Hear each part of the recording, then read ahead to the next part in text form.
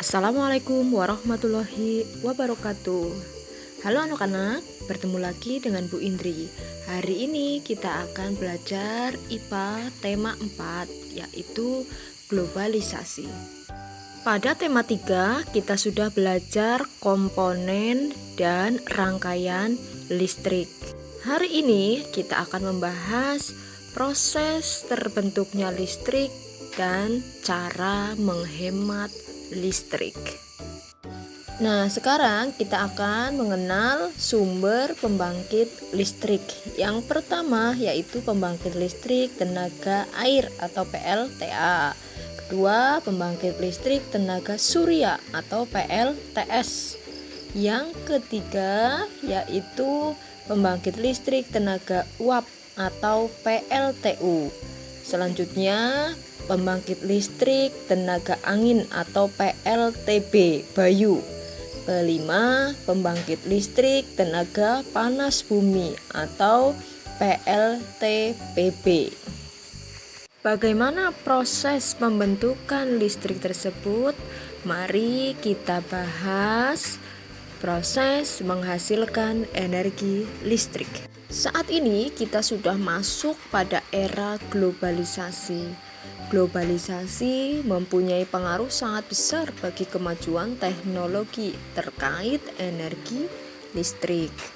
Energi listrik berasal dari sumber energi listrik. Nah, di sini kita akan membahas pembangkit listrik tenaga air atau PLTA. PLTA memanfaatkan energi air yang mengalir.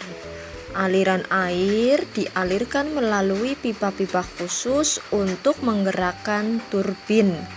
Yang Bu Indri tunjuk itu adalah gambar turbin. Gerakan turbin tersebut nantinya akan diubah menjadi energi listrik di dalam generator. Dalam ruang lingkup yang kecil, beberapa daerah menggunakan pembangkit listrik secara mandiri.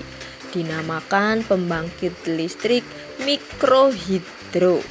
Pembangkit listrik ini menggunakan aliran air untuk memutarkan kincir air.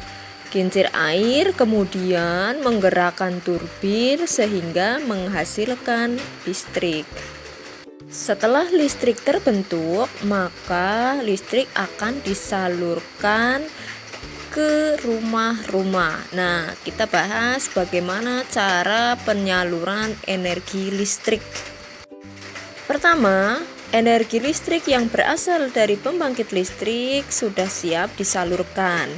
Kedua, energi listrik terlebih dahulu disalurkan melalui kabel besar yang terpasang di menara saluran udara tegangan ekstra tinggi atau biasa disebut sutet. Setelah dari sutet, energi listrik kemudian masuk ke dalam transformator untuk menaikkan atau menurunkan tegangan. Setelah dari transformator, energi listrik akan disalurkan ke pabrik-pabrik. Pabrik biasanya membutuhkan energi listrik cukup besar untuk keperluan produksi. Setelah itu, energi listrik akan masuk kembali ke transformator. Nah, transformator ini berfungsi untuk menurunkan tegangan. Energi listrik dari transformator penurun tegangan diterima oleh gedung perkantoran dan rumah-rumah penduduk. Jadi, listrik yang masuk ke rumah kita sudah mengalami penurunan tegangan menjadi 220 volt. Oke, sekarang kita masuk ke subtema 2, yaitu cara menghemat listrik. Cara yang dapat kita lakukan untuk menghemat energi listrik antara lain membatasi waktu menonton televisi. Jika televisi tidak ditonton, sebaiknya dimatikan.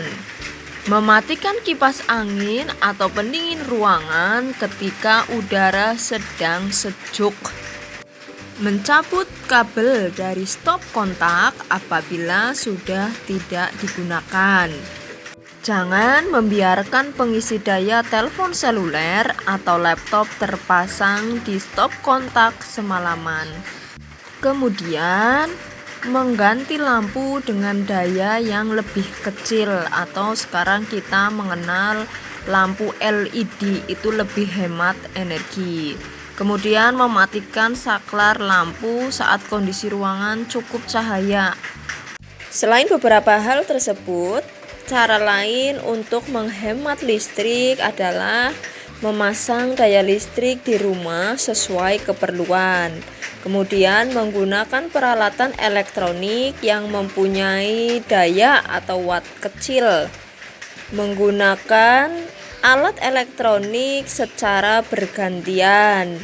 Memanfaatkan cahaya matahari untuk menerangi rumah pada saat pagi dan sore hari. Kita lanjutkan ke subtema 3, yaitu menjelaskan sumber energi alternatif penghasil energi listrik. Energi alternatif artinya energi pengganti. Nah, energi alternatif merupakan energi yang berasal dari alam. Keuntungan energi alternatif antara lain lebih ramah lingkungan, bebas polusi, sumber energi ada di alam, jumlahnya tak terbatas. Kemudian memiliki jangka waktu habis yang lama.